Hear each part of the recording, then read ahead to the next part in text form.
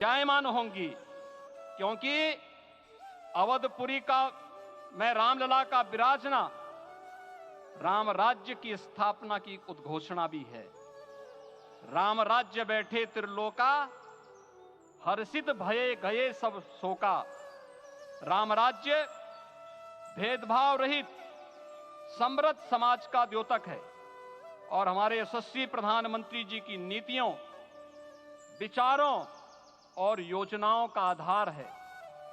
भव्य दिव्य राम जन्मभूमि मंदिर के स्वप्न को साकार रूप देने में योगदान देने वाले सभी वास्तुविदों, अभियंताओं, शिल्पियों और श्री राम जन्मभूमि तीर्थ क्षेत्र न्यास के सभी पदाधिकारियों को हृदय से धन्यवाद।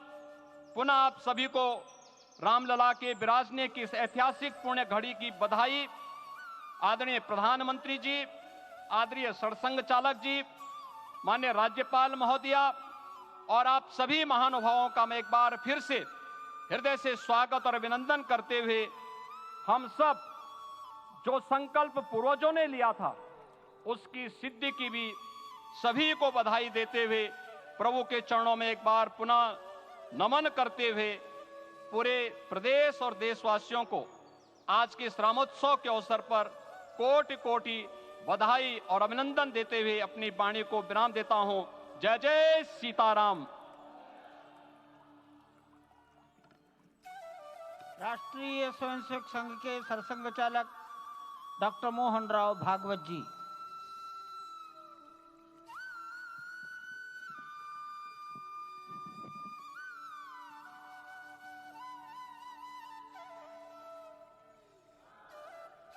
आदरणीय प्रधानमंत्री जी, उत्तर प्रदेश के आदरणीय मुख्यमंत्री जी, आदरणीय राज्यपाल महोदया,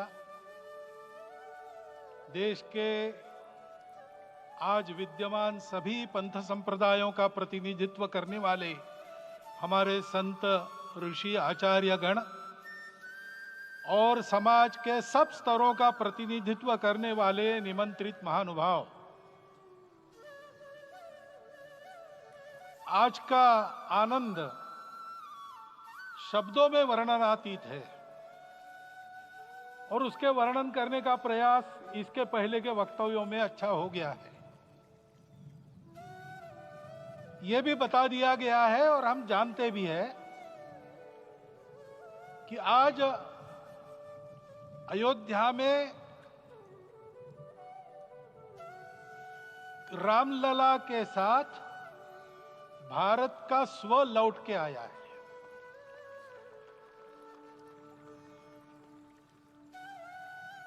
और संपूर्ण विश्व को त्रासदी से राहत देने वाला एक नया भारत खड़ा होके रहेगा, इसका प्रतीक आज का कार्यक्रम बन गया है। ऐसे समय में आपके उत्साह का, आपके आनंद का वर्णन कोई नहीं कर सकता। हम यहां पर अनुभव कर रहे, पूर्ण देश में यही वातावरण है। छोटे छोटे मंदिर के सामने दूरदर्शन पर इस कार्यक्रम को सुनने वाले हमारे समाज के करोड़ों बंधु, वहां पहुंच न पाए ऐसे घर घर के हमारे नागरिक सज्जन, माता भगिनी, सब भाव विभोर है, सब में आनंद है, सब में उत्साह है। और ऐसे समय में जोश की बातों में थोड़ी सी होश की बात करने का काम मुझे ही दिया जाता है। आज हमने सुना कि इस प्राण प्रतिष्ठा महोत्सव में पधारने के पूर्व प्रधानमंत्री जी ने कठोर व्रत रखा। जितना कठोर व्रत रखने को कहा था उससे कई गुना अधिक कठोर व्रताचरण उन्होंने किया। मेरे पुराना उनसे परिचय है, मैं जानता हूं वो तपस्वी है ही, परंतु वो अकेले तप कर रहे हैं, हम क्या करेंगे। अयोध्या में रामलला आए, अयोध्या से बाहर क्यों गए थे? रामायण में क्यों गए थे बाहर? तो अयोध्या में कलह हुआ। अयोध्या उस पुरी का नाम है जिसमें कोई द्वंद्व नहीं, जिसमें कोई कलह नहीं, जिसमें कोई दुविधा नहीं। वो हुआ 14 वर्ष वनवास में गए। वो सब ठीक होने के बाद दुनिया के कलह को मिटा के वापिस आए। आज रामलला वापस फिर से आए हैं 500 साल के बाद।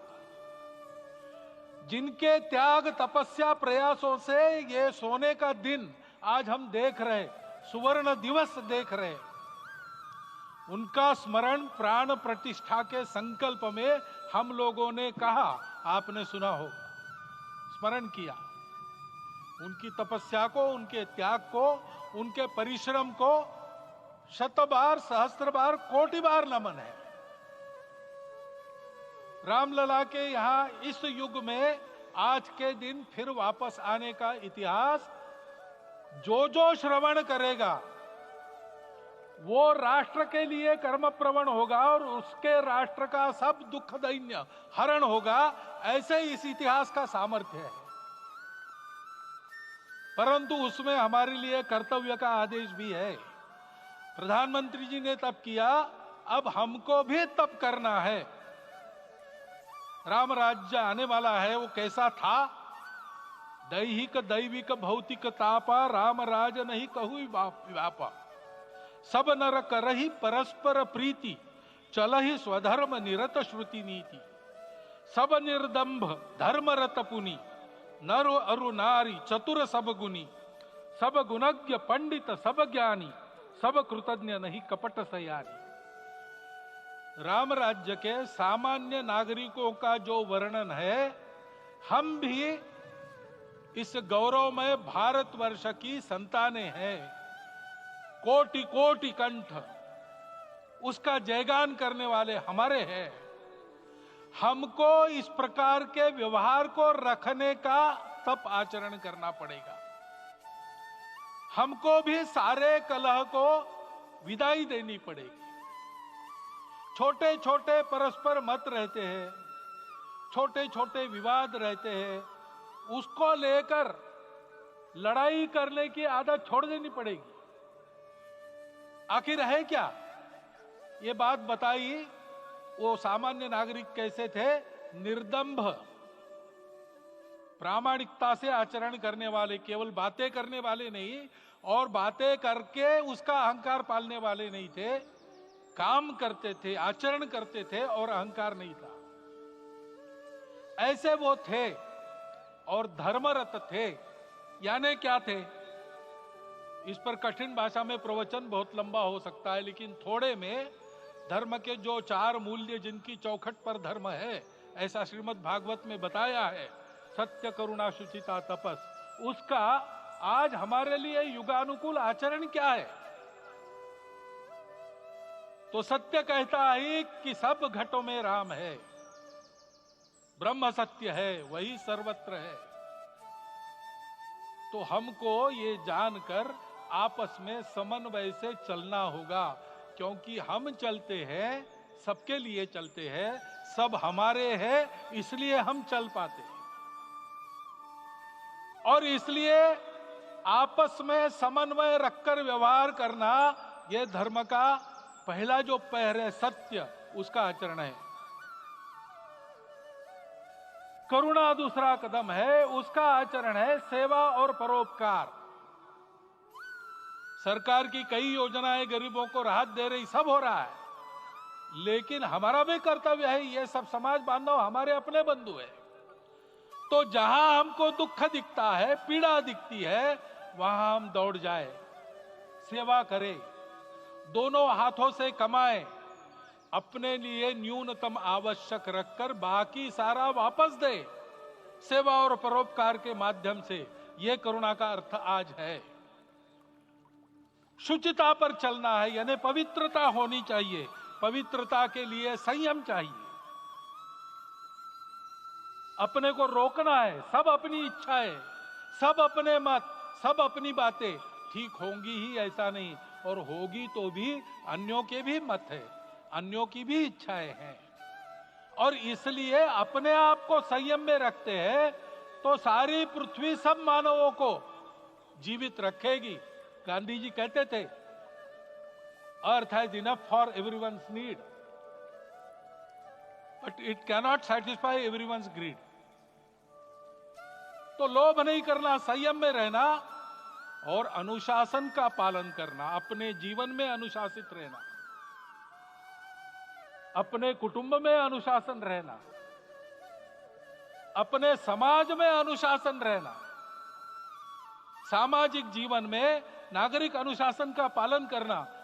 भगिनी निवेदिता कहती थी कि स्वतंत्र देश में नागरिक संवेदना रखना और नागरिक अनुशासन का पालन करना, यही देशभक्ति का रूप है। इससे जीवन में पवित्रता आती है। और तपस का तो मूर्तिमान उदाहरण आपके सामने आज दिया गया।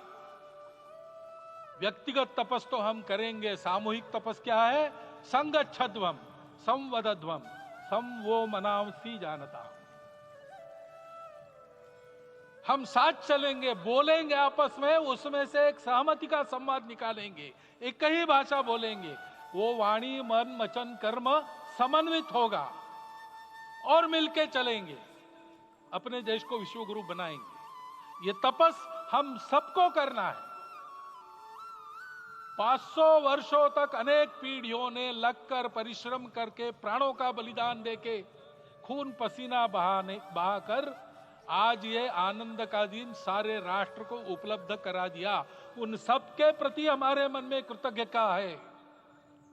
मैं यहां बैठता हूं तो मेरे मन में विचार आता है कि मुझे बिठाया, मैंने क्या किया? वो तो जो उन्होंने किया उसका प्रतिनिधि भी मुझे बनाया गया है। उस प्रतिनिधि के नाते मैं ये अवदान स्वीकार करता हूं और उन्हीं को अर्पण करता हूं। परंतु उनका ये व्रत हमको आगे लेके जाना है।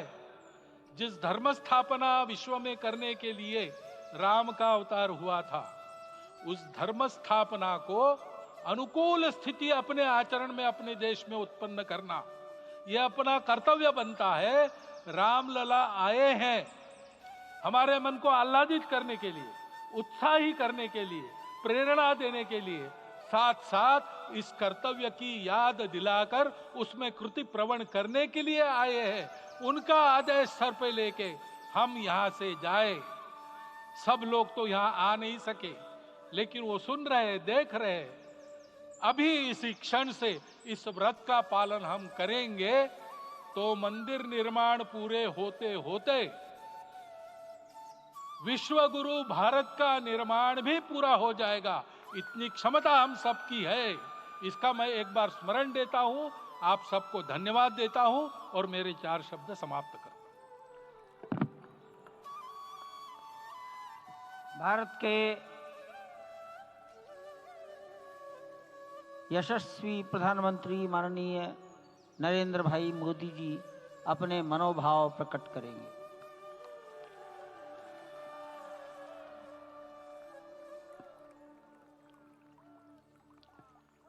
सियावर रामचंद्र की जय।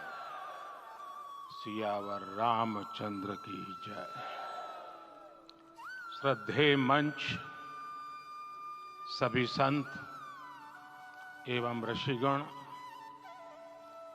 यहाँ उपस्थित और विश्व के कोने कोने में हम सबसे साथ जुड़े हुए सभी राम भक्त, आप सबको प्रणाम। हमारे राम आ गए हैं।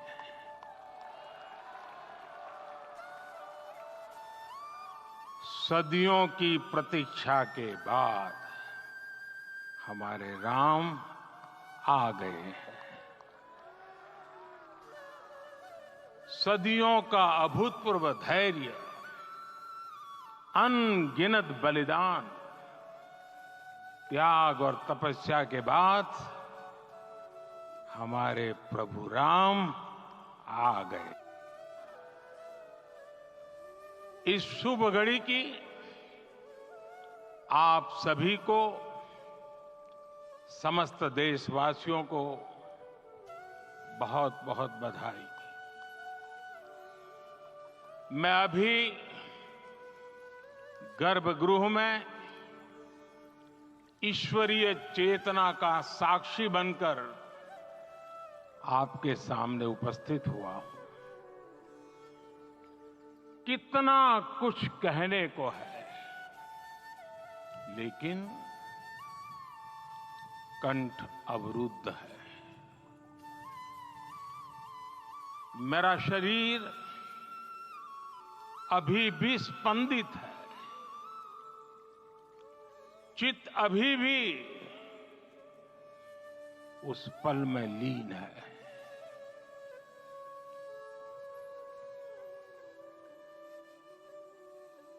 हमारे रामलला अब टेंट में नहीं रहेंगे।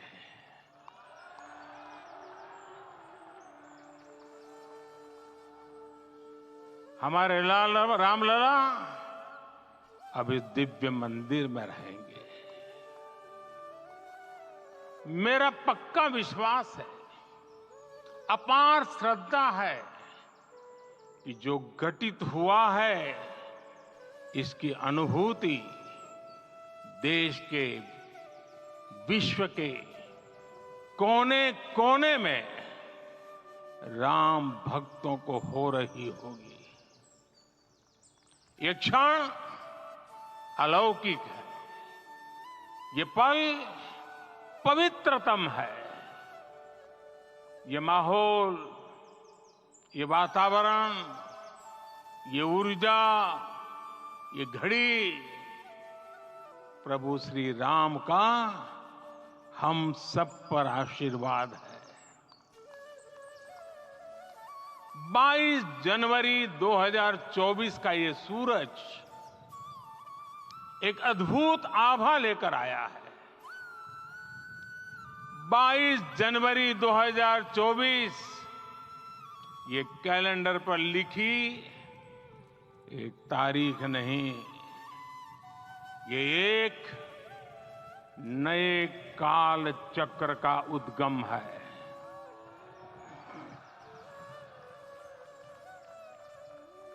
राम मंदिर के भूमि पूजन के बाद से प्रतिदिन पूरे देश में उमंग और उत्साह बढ़ता ही जा रहा था। निर्माण कार्य देख देशवासियों में हर दिन एक नया विश्वास पैदा हो रहा था। आज हमें सदियों के उस धैर्य की धरोहर मिली है। आज हमें श्री राम का मंदिर मिला है। गुलामी की मानसिकता को तोड़कर उठ खड़ा हो राष्ट्र, अतीत के हर दंश से हौसला लेता हुआ राष्ट्र ऐसे ही नव इतिहास का सृजन करता है। आज से 1000 साल बाद भी लोग आज की इस तारीख की, आज के इस पल की चर्चा करेंगे। और ये कितनी बड़ी राम कृपा है कि हम सब इस पल को जी रहे हैं, इसे साक्षात घटित होते देख रहे हैं। आज दिन, दिशाएं, दिगंत सब दिव्यता से परिपूर्ण है। ये समय सामान्य समय नहीं है। ये काल के चक्र पर सर्वकालिक शाही से अंकित हो रही अमिट स्मृति रेखाएं हैं। साथियों, हम सब जानते हैं कि जहां राम का काम होता है, वहां पवन पुत्र हनुमान अवश्य विराजमान होते हैं।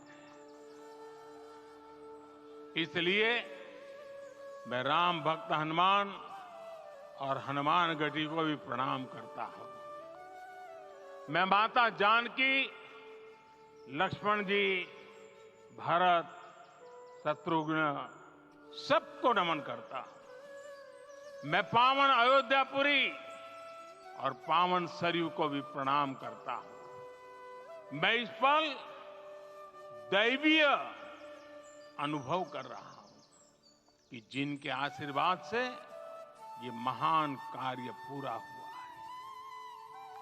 वे दिव्य आत्माएं, वे दैवीय विभूतियां भी इस समय हमारे आसपास उपस्थित हैं। मैं इन सभी दिव्य चेतनाओं को भी कृतज्ञता पूर्वक नमन करता हूं। मैं आज प्रभु श्री राम से क्षमा याचना भी करता हूं। हमारे पुरुषार्थ, हमारे त्याग, तपस्या में कुछ तो कमी रह गई होगी कि हम इतनी सदियों तक ये कार्य कर नहीं पाए। आज वो कमी पूरी हुई है।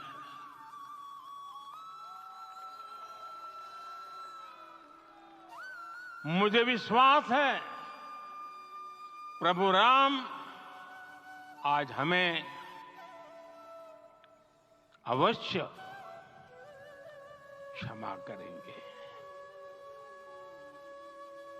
मेरे प्यारे देशवासियों, त्रेता में राम आगमन पर पूज्य संत तुलसीदास जी ने लिखा है, प्रभु बिलोकी हर से पुरबासी, जनित वियोग विपत्ति समनासी। अर्थात प्रभु का आगमन देकर ही सब अयोध्यावासी, समग्र देशवासी हर्ष से भर गए। लंबे वियोग से जो आपत्ति आई थी उसका अंत हो गया। उस कालखंड में तो वो वियोग केवल 14 वर्षों का था, तब भी इतना असह्य था। इस युग में तो अयोध्या और देशवासियों ने सैकड़ों वर्षों का वियोग सहा है। हमारी कई कई पीढ़ियों ने वियोग सहा है। भारत के तो संविधान में उसकी पहली प्रति में भगवान राम विराजमान है। संविधान के अस्तित्व में आने के बाद भी दशकों तक प्रभु श्री राम के अस्तित्व को लेकर कानूनी लड़ाई चली। मैं आभार व्यक्त करूंगा भारत की न्यायपालिका का, जिसने न्याय की लाज रख ली।